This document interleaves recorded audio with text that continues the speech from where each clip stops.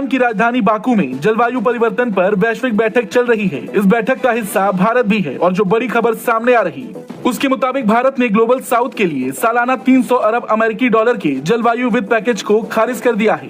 भारत का ये कदम कई देशों को झटका देने जैसा है, लेकिन भारत ने अपना स्टैंड रखते हुए ये बात कही है कि ग्लोबल साउथ के लिए वित्तीय मदद का 300 अरब अमेरिकी डॉलर का आंकड़ा उस 1.3 लाख करोड़ अमेरिकी डॉलर से बहुत कम है। भारत ने 300 अरब डॉलर का जो क्लाइमेट डील है ग्लोबल साउथ के लिए एट द COP29 उसको रिजेक्ट कर दिया, लेकिन पाकिस्तान को कोई मसला नहीं है।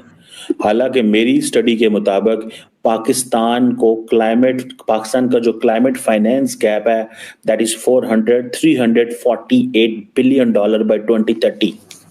पाकिस्तान को अकेले इतना जो है वो पैसा चाहिए। तो हिंदुस्तान इस टाइम क्या पावर बन चुका हुआ है कि उसने 300 बिलियन डॉलर को रिजेक्ट कर दिया। यार क्या बात है यार। अब इंडिया आप चाहे उसे हमारा दुश्मन है, लेकिन वो तरक्की कर गया है।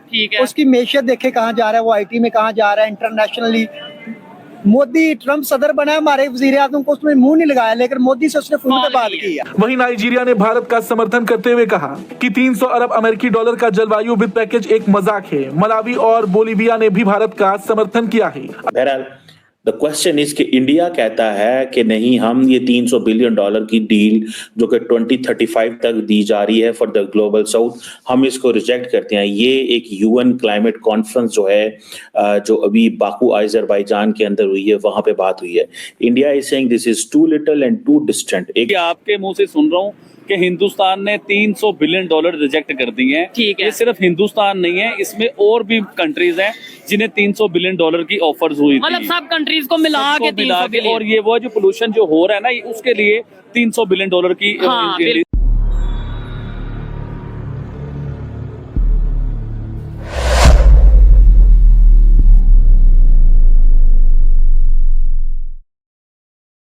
ने 300 अरब डॉलर का जो क्लाइमेट डील है ग्लोबल साउथ के लिए एट द COP29 उसको रिजेक्ट कर दिया, लेकिन पाकिस्तान को कोई मसला नहीं है।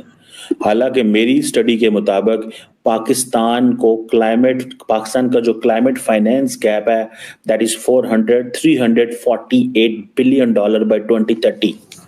पाकिस्तान को अकेले इतना जो है वो पैसा चाहिए। बहरहाल द क्वेश्चन इज कि इंडिया कहता है कि नहीं, हम ये 300 बिलियन डॉलर की डील जो कि 2035 तक दी जा रही है फॉर द ग्लोबल साउथ, हम इसको रिजेक्ट करते हैं। ये एक UN क्लाइमेट कॉन्फ्रेंस जो है जो अभी बाकू अजरबैजान के अंदर हुई है, वहां पे बात हुई है। India is saying this is too little and too distant. एक तो 2035 और 300 अरब dollar. So India is basically asking for 1.3 trillion dollar for the global south. और ये वो कह रहे हैं कि वो हम पिछले कितने सालों से कह रहे हैं कि ये पैसा कम से कम 3 सालों से इंडिया कह रहा है। पाकिस्तान ये बात क्यों नहीं कर रहा? पाकिस्तान ने इस मसले को क्यों नहीं उस तरह उठाया कि इतना पैसा चाहिए? इंडिया की जो गवर्नमेंट है वो over the period of time, आपको पता है कि ग्लोबल साउथ के हवाले से वो अपनी एक मोनोपोली, हेजमनी, इन्फ्लुएंस अपने आप को प्रोजेक्ट करते हैं कि ग्लोबल साउथ जो है वो हमारे लिए बड़ा जरूरी है। लेकिन इसमें इंटरनेशनल कम्युनिटी जो है वो ये कहती है कि ये 1.3 ट्रिलियन डॉलर जो है it's a lot of money.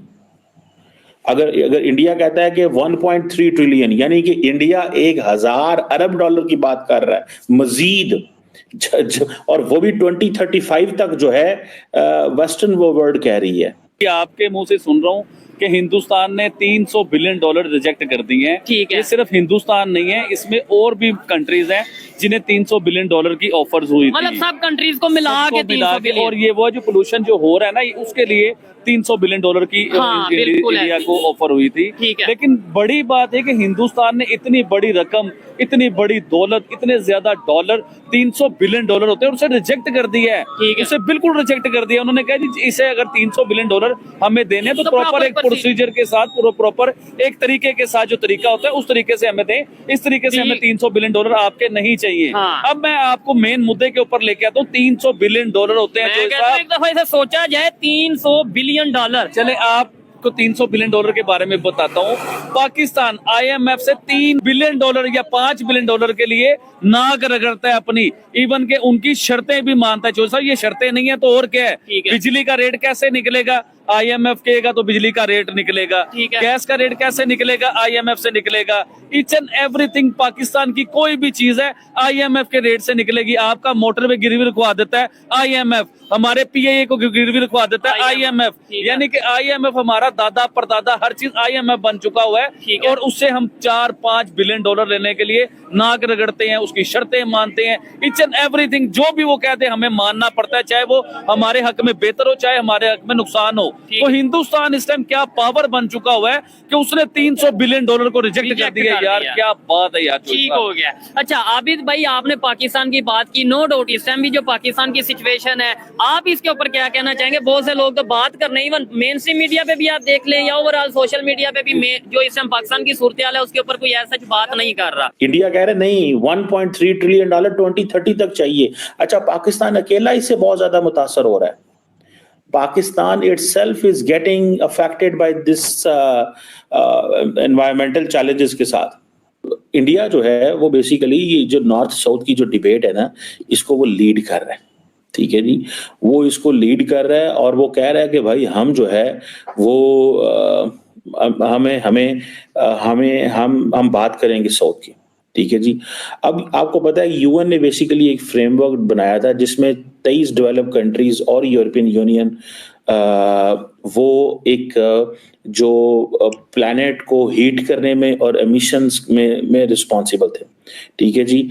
और यही वजह है कि जो बाकू का अकॉर्ड हुआ है वो कहता है जी 300 बिलियन 2035 तक दिया जाए, ठीक है जी। अब सुनने में आ रहा है कि 500 अरब डॉलर और की भी बात की जा रही है कि वो हमें चाहिए, और ये पैसा किधर जाएगा? डेवलपिंग वर्ल्ड में जाएगा। इसमें से बहुत सारा पैसा इंडिया भी जाएगा, ठीक है ना जी, इंडिया भी जाएगा, क्योंकि इंडिया इटसेल्फ अपने आप को जो जैसे इंडिया ने अपनी कमिटमेंट्स की हुई हैं कि 2070 तक इंडिया जो है वो क्लीन एनर्जी पे शिफ्ट हो जाएगा। सो ये जो इंटरनेशनल सोलर अलायंस इंडिया ने बनाया और बहुत कुछ किया हुआ है इसने। क्वेश्चन इज कि ये जो यूनाइटेड नेशंस बार बार एक चीज कह रहा है, इस पे बाकी ममालिक तो रोल प्ले नहीं करते। अब यूएन भी ये कहता है, यूरोपियन यूनियन भी कहता है कि हमें ये जो डोनर बेस है इसको ब्रॉडन करने की जरूरत है, और इसमें जो अमीर मुल्क हैं जैसे सऊदी अरेबिया है, चाइना है, या बाकी जो अरब वर्ल्ड है जो पैसे ज्यादा हैं, एंड पर्टिकुलरली चाइना जो है दुनिया का सेकंड बिगेस्ट इकोनॉमी है एंड टॉप एमिटर है ग्रीन हाउस गैस का, और वो कोई इतना लंबा चौड़ा कंट्रीब्यूट भी नहीं कर रहा इस चीज में।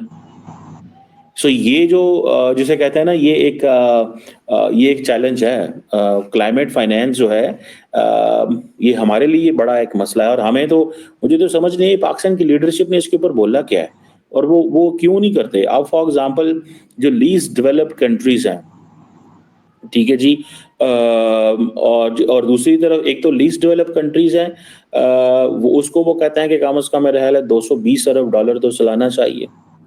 जो स्मॉल आइलैंड स्टेट्स हैं वो 39 बिलियन डॉलर की डिमांड कर रहे हैं, ठीक है जी।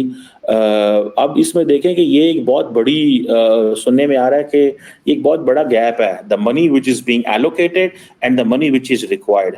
अब नेक्स्ट जो कॉप मीटिंग है वो ब्राजील में होनी है 2025 में, और क्लाइमेट फाइनेंस में कैसे पैसा जनरेट करना है, क्या करना है, so it will take a lot of time.